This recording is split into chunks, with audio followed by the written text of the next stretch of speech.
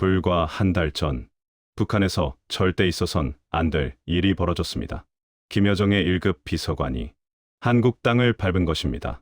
그는 김여정이 가장 신뢰했던 사람이었고, 북러 밀착의 모든 뒷거래를 목격했던 사람이었습니다. 국정원은 지금도 그와 조사를 진행 중입니다. 도대체 그는 무엇을 받기에 목숨을 걸고 탈북했을까요?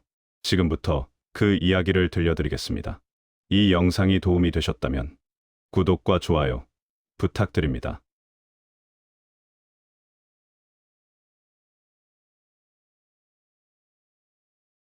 저는 평양에서 태어나 평양에서 자랐어요. 모란봉구역의 그리 크지 않은 아파트였지만 그곳이 제 세상의 전부였죠. 아버지는 당 간부였고 어머니는 평범한 살림꾼이셨어요. 우리 가족은 배급을 걱정할 필요가 없었고 겨울에도 따뜻한 방에서 잠을 잘 수 있었습니다. 2004년 저는 김일성 종합대학 경제학부에 입학했어요. 북에서 대학에 간다는 건 하늘의 별 따기죠. 온 가족이 기뻐하셨어요. 졸업 후 당 조직 지도부에 배치받았을 때 아버지는 제 어깨를 두드리며 말씀하셨습니다. 성호야, 너는 우리 집안의 자랑이다. 저는 그 말씀을 가슴 깊이 새겼어요. 2015년 33세 나이에 저는 당 조직 지도부 재정 담당 과장이 되었습니다. 당에서 돈을 관리하는 일이었어요. 처음엔 단순한 업무였지만 시간이 지나면서 북한 권력의 돈줄이 어떻게 흐르는지 조금씩 알게 되었죠. 그 무렵 저는 결혼도 했어요. 아내 순이는 평양의학대학을 나온 의사였습니다.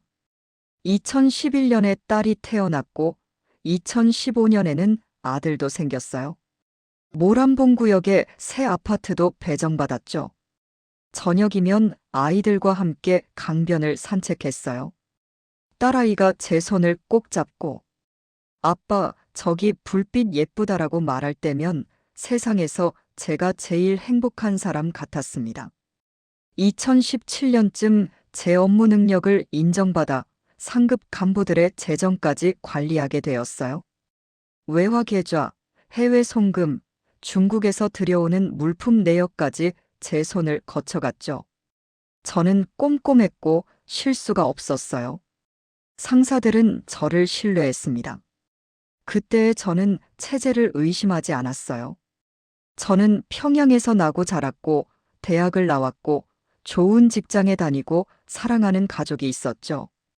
당이 저에게 준 모든 것에 감사했고 충성으로 보답하려 했습니다. 주말이면 가족과 함께 만수대에 가서 김일성 주석님과 김정일 장군님 동상에 꽃을 바쳤어요. 하지만 가끔 작은 의문이 들 때가 있었어요. 장부에 적힌 숫자들이 너무 컸습니다. 이게 정말 인민을 위해 쓰이는 돈일까?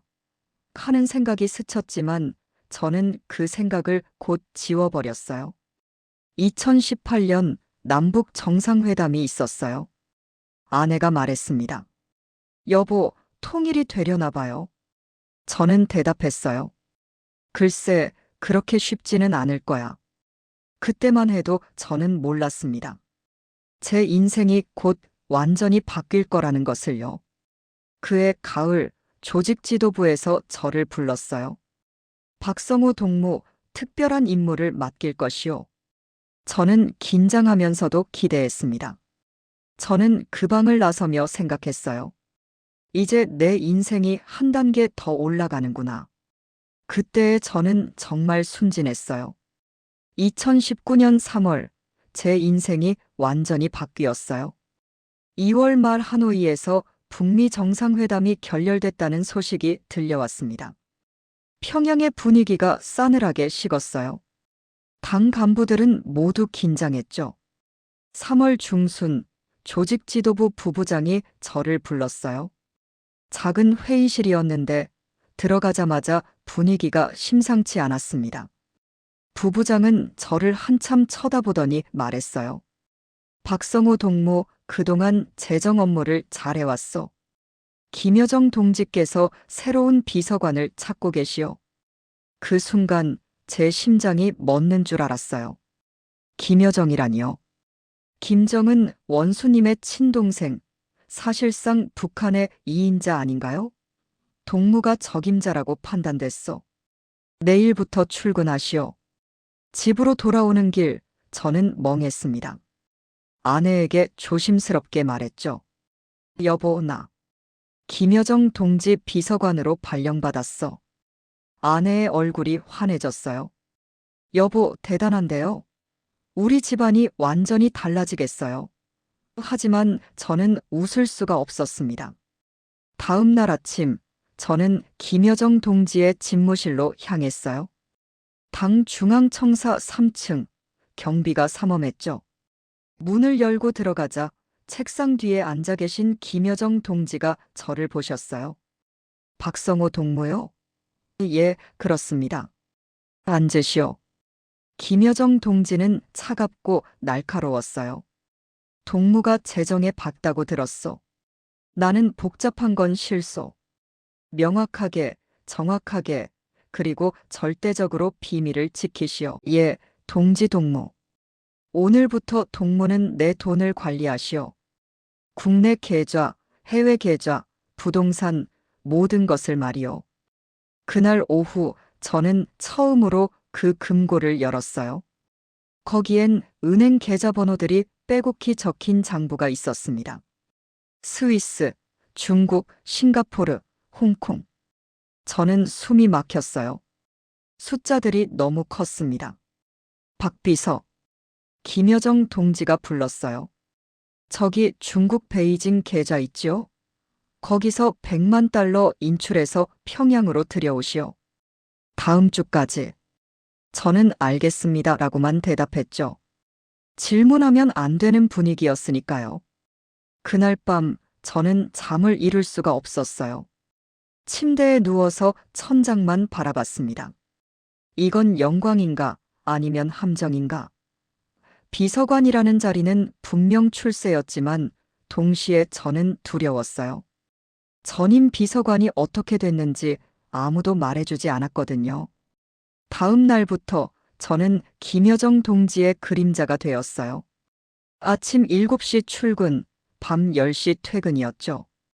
주말도 없었어요. 김여정 동지가 부르면 언제든 달려가야 했습니다. 어느 날 김여정 동지가 물었어요. 박동무 가족은 어떻게 돼요? 예, 처자식이 있습니다. 딸 하나, 아들 하나입니다. 그래요? 자식 교육 잘 시키시오. 당에 충성하는 인재로 키우고. 그 짧은 대화 뒤 김여정 동지는 다시 서류를 보셨어요. 저는 생각했죠. 이분은 나를 사람으로 보는 게 아니라 도구로 보는구나. 그렇게 2019년이 지나갔어요. 저는 적응하려고 애썼습니다. 하지만 가슴 한구석이 답답했어요. 뭔가 잘못되고 있다는 느낌이요. 2020년 1월 중국에서 코로나가 시작됐다는 소식이 들렸어요. 2월이 되자 북한도 국경을 완전히 봉쇄했습니다. 평양 거리는 한산해졌어요. 여러분도 아시다시피 그 시절 전 세계가 코로나로 고통받았잖아요. 저는 그 와중에도 출근했어요. 김여정 동지는 코로나 따위로 일을 멈출 분이 아니었죠. 박 비서, 국경은 닫혔지만 우리 일은 계속되어야 하오. 무슨 말인지 곧 알게 되었어요. 국경 봉쇄에도 불구하고 밀수는 계속되고 있었던 거예요. 창고에 가봤습니다. 거기엔 프랑스산 명품 가방, 스위스 시계, 독일제 자동차 부품들이 쌓여 있었어요. 코로나로 주민들이 굶어 죽어가는데 이런 사치품들이 몰래 들어오고 있었던 거죠. 저는 그날 밤 집에 돌아와서 밥을 먹을 수가 없었어요. 2020년 여름 저는 김여정 동지의 스위스 계좌 잔액을 확인했어요. 그날 제 손이 떨렸습니다. 100억 달러가 넘었어요. 우리 돈으로 계산하면 아니, 계산조차 할 수 없는 금액이었습니다. 100억 달러면 북한 주민 전체를 먹여 살릴 수 있는 돈이에요. 그런데 그 돈이 한 사람의 계좌에 들어 있었어요. 저는 그날 처음으로 확실히 깨달았죠. 이건 혁명이 아니야. 이건 도둑질이야. 가을이 되자 더 충격적인 일을 알게 되었어요. 김여정 동지는 중국 베이징에 아파트가 있었고 상하이에는 빌라가 있었습니다. 저는 그 부동산 문서들을 정리하면서 생각했죠. 우리 부모님은 평생 단칸방에서 사셨는데 이분은 외국에 집이 몇 채야. 2021년 봄 평양에 소문이 돌았어요. 함경북도에서 아사자가 속출한다는 얘기였죠. 저는 그 소문을 들으면서 떠올렸어요. 스위스 계좌에 100억 달러를, 베이징의 아파트를, 창고에 쌓인 명품 가방들을요. 박비서, 김여정 동지가 불렀어요. 저기 파리에서 보내온 가방 봤소? 내 걸로 2개 챙겨두시오. 예, 알겠습니다. 저는 기계적으로 대답했어요. 그날 저는 집에 돌아와 욕조에 앉아서 울었습니다. 소리내지 않고 조용히요. 밤마다 저는 악몽을 꿨어요. 굶주린 아이들이 제게 손을 내미는 꿈, 얼어 죽은 노인들이 제게 왜 가만히 있느냐고 묻는 꿈이요. 잠에서 깨면 온몸이 식은땀으로 젖어 있었습니다. 2021년 말, 저는 거울을 보다가 깜짝 놀랐어요. 제 얼굴이 너무 늙어 있었습니다. 겨우 39인데 마치 50대처럼 보였어요. 내가 지금 뭘 하고 있는 거지? 저는 스스로에게 물었죠. 하지만 답은 나오지 않았습니다. 2022년 초 저는 김여정 동지의 진짜 얼굴을 보게 되었어요. 1월 어느 날 회의실에서 김여정 동지가 한 간부를 노려보며 말했습니다. 최 부장, 당장 결과를 내놓지 못하면 동무와 동무 가족 모두 책임져야 할 거요. 그 순간 회의실 안이 얼어붙었죠. 그 최 부장은 일주일 뒤 사라졌어요. 소문만 무성했습니다. 관리소로 갔대, 가족도 다 끌려갔대. 저는 그날 밤 악몽을 꿨어요. 제 가족이 끌려가는 꿈이었습니다. 2022년 봄 김여정 동지가 명품 가방 색깔이 마음에 안 든다며 담당 직원의 월급을 반으로 깎았어요. 가방 하나 때문에요. 그 직원은 새 아이의 아버지였습니다. 하지만 아무도 항의할 수 없었어요. 여름이 되자 저는 끔찍한 보고서를 봤어요. 함경북도에서 아사자가 2,000명을 넘었다는 내용이었죠. 저는 그 보고서를 김여정 동지께 올렸어요. 김여정 동지는 대충 훑어보시더니 말했습니다. 알았어. 다음 안건 보고하시오. 그게 다였어요. 2,000명의 죽음에 대한 반응이요. 2022년 가을, 저는 전임 비서관에 대한 진실을 알게 되었어요. 말이 많아서 처리됐죠. 처리됐다. 숙청당했다는 뜻이에요. 저는 그날 밤 잠을 잘 수가 없었어요. 나도 언젠가는 저렇게 되는 건가? 2023년 초 북러 관계가 급속히 가까워졌어요. 저는 그 과정의 뒷거래를 모두 봤습니다. 북한이 러시아에 무기를 팔고 러시아는 그 대가로 석유와 식량을 보내주기로 했어요. 하지만 그 식량이 주민들에게 가지 않았죠. 봄이 되자 김여정 동지는 10만 달러짜리 스위스 시계를 주문했어요. 저는 생각했습니다. 이 시계 하나 값이면 우리 동네 주민 100명이 1년을 먹고 살 수 있겠구나. 그해 가을 한 간부가 서류를 하루 늦게 제출했어요. 김여정 동지는 폭발했습니다.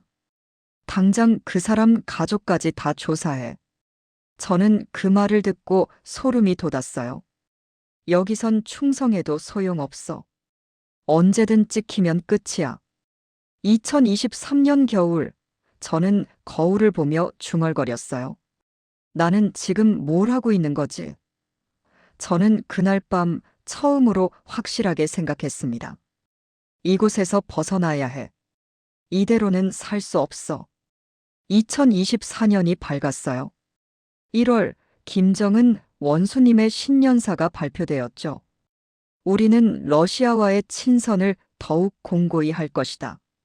저는 그 말의 의미를 너무나 잘 알고 있었어요. 3월, 평양에 러시아 대표단이 왔어요. 저는 그 자리에 동석했죠. 북한의 포탄과 미사일이 필요하오. 김여정 동지가 미소 지었어요.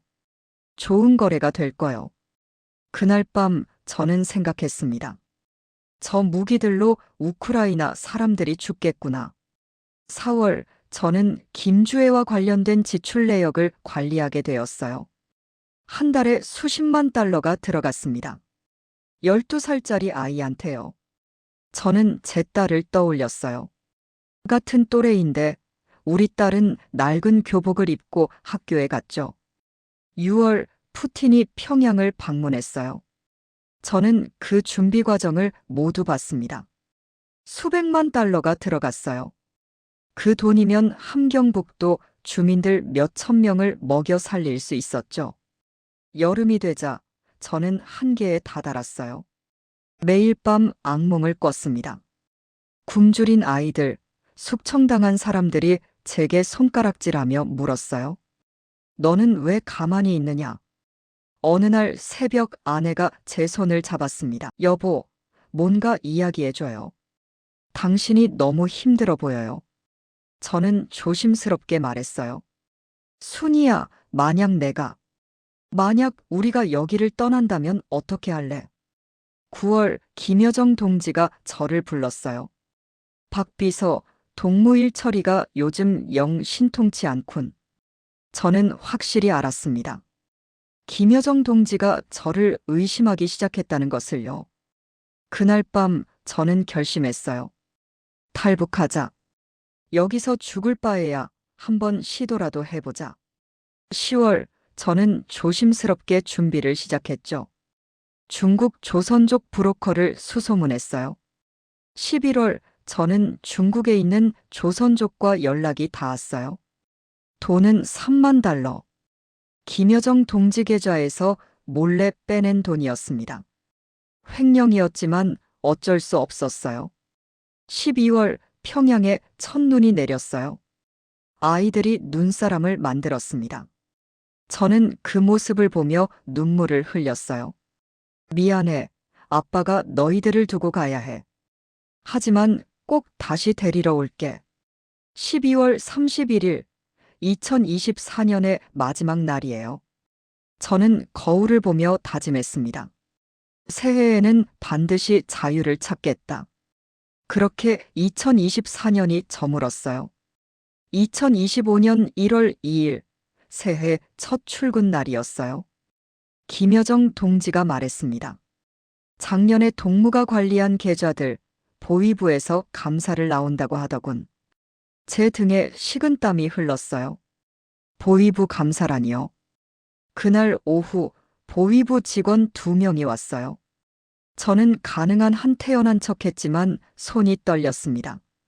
다행히 제가 빼낸 3만 달러는 여러 계좌에 분산돼 있어서 한눈에 티가 나지는 않았어요.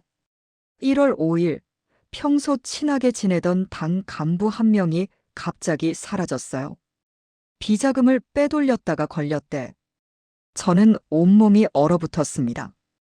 그 사람과 제가 한 짓이 똑같았으니까요. 그날 저녁 집에 돌아왔을 때 뭔가 바뀐 것 같았어요. 책상 위 물건의 위치가 조금 달랐습니다. 누가 집에 들어왔나? 저는 결심했어요. 이번 주 안에 떠나야 해. 1월 10일 조선족 브로커에게 연락했어요. 설 명절이라 경비가 약간 느슨할 거요. 그때가 기회요. 설 명절은 1월 28일부터였죠. 1월 15일 김여정 동지가 또 저를 불렀어요. 박 비서, 동무일 처리가 요즘 영 느린 것 같소. 그 말 속에 협박이 섞여 있었습니다.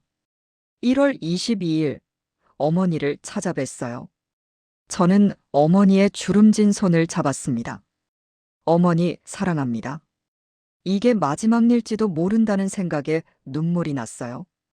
1월 25일, 저는 김여정 동지께 말씀드렸어요. 동지 동무 설 명절에 고향 어머니를 뵈러 가겠습니다. 29일에 복귀하겠습니다. 김여정 동지가 고개를 끄덕였어요. 하지만 저는 알고 있었죠.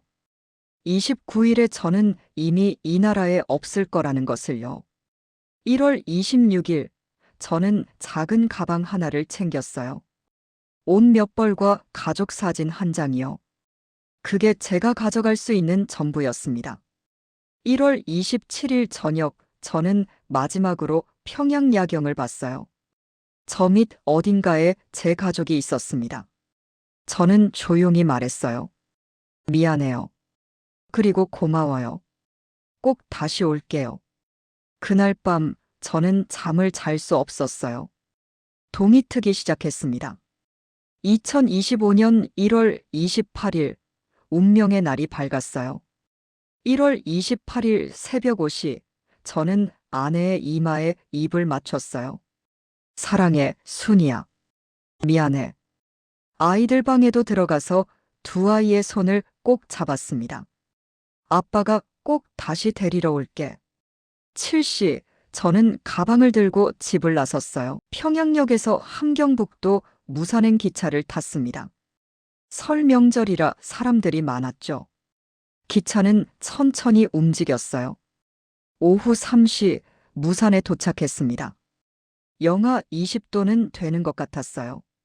저는 시장 근처 작은 식당으로 갔죠. 거기서 조선족 브로커를 만났어요. 오늘 밤 11시, 여기서 30리 떨어진 강변에서 만나시오. 그는 낡은 옷 한 벌을 건넸습니다. 저는 시간을 때우며 무산 시내를 걸었어요. 밤 10시 30분, 저는 낡은 옷으로 갈아입고 여관을 나왔어요. 30리 길을 걸었습니다. 눈 쌓인 산길이었어요. 추웠지만 계속 걸었습니다. 밤 11시 10분, 두만 강변에 도착했어요. 브로커와 2명의 탈북자가 더 있었습니다. 만약 북한 경비대를 만나면 절대 멈추지 마시오. 무조건 뛰시오. 우리는 강으로 내려갔어요. 얼음이 발밑에서 삐걱거렸습니다. 강 한가운데쯤 왔을 때 갑자기 불빛이 보였어요. 멈춰. 북한 경비대였어요. 뛰어. 저는 정신없이 뛰었습니다. 쏜다. 총성이 울렸어요. 탕, 탕. 제 옆으로 총알이 스쳐 지나갔습니다. 갑자기 발밑 얼음이 깨졌어요. 콰직. 저는 물속으로 빠졌어요. 영하 20도 강물이요. 이대로 죽는 건가? 하지만 저는 필사적으로 얼음을 잡고 몸을 끌어올렸습니다. 다시 뛰었어요. 온몸이 젖었지만 뛰었습니다. 마침내 강을 건넜어요. 중국 땅이었습니다. 저는 그 자리에 쓰러졌어요. 새벽 2시, 우리는 조선족이 사는 농가에 도착했어요. 저는 방에 들어가자마자 쓰러졌습니다. 다음 날 오후에 깼어요. 1월 29일이죠. 저는 살아 있었어요. 다음 3일간 저는 중국 땅을 숨어 다녔어요. 밤에만 이동했죠. 2월 1일 한국 영사관에 연락이 닿았습니다. 도와주십시오. 저는 북한에서 왔습니다. 2월 3일 저는 한국 공관 보호 아래 들어갔어요. 그 순간 저는 처음으로 울었습니다. 살았다는 안도감, 가족을 두고 왔다는 죄책감, 자유를 얻었다는 기쁨이요. 2025년 2월 7일, 저는 인천공항에 도착했어요. 공항 문을 나서자 환한 불빛이 보였습니다. 밤인데도 나처럼 밝았어요. 사람들은 자유롭게 걸어 다녔습니다. 이게 자유구나. 국정원 직원들이 말했어요. 환영합니다. 이제 안전합니다. 저는 비로소 실감했죠. 다음 날부터 저는 조사를 받기 시작했어요. 6년간 제가 본 모든 것을 증언했습니다. 2월 10일 저는 처음으로 편의점에 가봤어요. 24시간 열려 있다는 게 믿기지 않았습니다. 선반에 가득한 음식들을 보며 저는 울었어요. 북한 주민들은 굶주리는데 여기는 이렇게 풍족하다니요. 2월 12일, 저는 인터넷으로 북한 소식을 검색했어요. 제 이름이 뉴스에 나온 걸 봤습니다. 댓글들이 달려 있었어요. 잘 오셨습니다. 가족은 괜찮으실까요? 가족? 그 단어를 보는 순간 가슴이 무너졌어요. 2월 15일 하나원에 입소했어요. 거기서 다른 탈북자들을 만났습니다. 모두 각자의 이유로 목숨을 걸고 탈북한 사람들이었어요. 2월 20일 마트에 갔어요. 쌀이 산더미처럼 쌓여 있었습니다. 제가 6년간 관리했던 김여정 동지의 비자금이면 이 쌀로 북한 주민 전체를 먹여 살릴 수 있었을 거예요. 저는 또 울었습니다. 2월 25일 어느 날 밤이요. 저는 서울의 야경을 봤어요. 하지만 슬펐습니다. 가족이 그리웠어요. 핸드폰으로 가족 사진을 봤습니다. 미안해, 아빠가 너희들을 지키지 못해서. 하지만 꼭 다시 만날 거야. 오늘 2025년 2월 말이에요. 저는 이 이야기를 여러분께 들려드리고 있습니다. 왜일까요? 북한의 진실을 알려야 하기 때문이에요. 저는 김여정 동지의 비서관이었어요. 6년간 그분의 모든 비밀을 봤습니다. 100억 달러의 비자금도 사치스러운 생활도 잔인한 숙청도요. 제가 탈북한 건 배신이 아니에요. 양심의 선택이었습니다. 더 이상 그 거짓에 동조할 수 없었어요. 북한에 계신 여러분이요. 자유는 멀지 않습니다. 포기하지 마십시오. 그리고 한국에 계신 여러분이요. 우리가 같은 민족이라는 걸 잊지 마십시오. 언젠가 통일이 되면 저는 평양으로 돌아가고 싶어요. 제 가족을 찾으러요. 그날이 올 때까지 저는 계속 증언하겠습니다. 저는 박성호예요. 김여정의 1급 비서관이었던 사람이죠. 그리고 지금은 자유를 찾은 한 사람의 증인입니다. 감사합니다.